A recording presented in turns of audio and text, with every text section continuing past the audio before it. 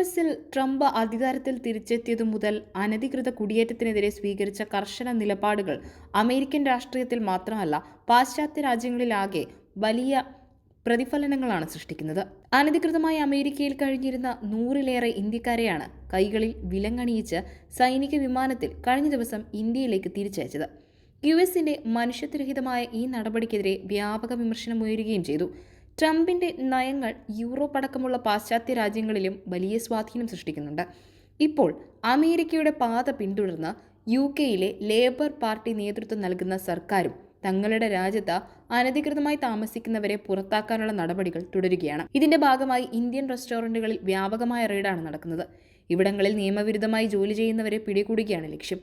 റെസ്റ്റോറന്റുകൾ കൂടാതെ കഫേകൾ, നെയിൽ ബാറുകൾ, കൺവീനിയൻസ് സ്റ്റോറുകൾ, കാർ വാഷ് യൂണിറ്റുകൾ എന്നിവയിലും റെയ്ഡ് നടക്കുന്നുണ്ട്. നിരവധി പേരാണ് അറസ്റ്റിലായത്.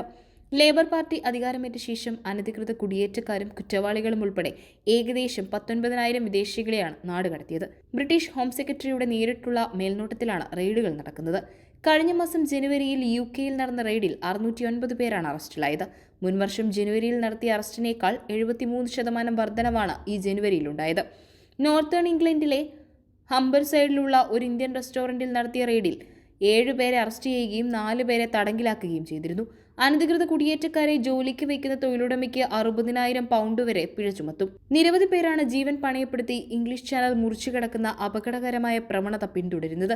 പാവപ്പെട്ട ആളുകളെ ചൂഷണത്തിനിരയാക്കുക മാത്രമല്ല, ഇമിഗ്രേഷൻ സംവിധാനങ്ങളും നമ്മുടെ സമ്പദ്വ്യവസ്ഥയും തകിടം മറിക്കാനുള്ള ശ്രമം കൂടി ഇതിന്റെ ഭാഗമായി ഉണ്ട് എന്നും അനധികൃത കുടിയേറ്റക്കാരെ നാടുകടത്തുന്നതിന്റെ വീഡിയോ യുകെ സർക്കാരും പുറത്തിറക്കിയിരുന്നു. ബസ്സിലെത്തുന്ന കുറെ പുരുഷന്മാരെ ബോർഡർ ഫോഴ്സ് ഉദ്യോഗസ്ഥരുടെ അകമ്പടിയോടെ വിമാനത്തിലേക്ക് കയറ്റുന്ന വീഡിയോ ആണ് പുറത്തുവിട്ടത്. തുടർന്ന് വിമാനം പറന്നുയരുന്നതും കാണാം. ഇതിൽ മയക്കുമരുന്ന് കടത്ത്, മോഷണം, ബലാത്സംഗം, കൊലപാതകം എന്നീ കുറ്റങ്ങളിൽ ശിക്ഷിക്കപ്പെട്ട കുറ്റവാളികളും ഉൾപ്പെടുന്നുണ്ടെന്നാണ് റിപ്പോർട്ടുകൾ.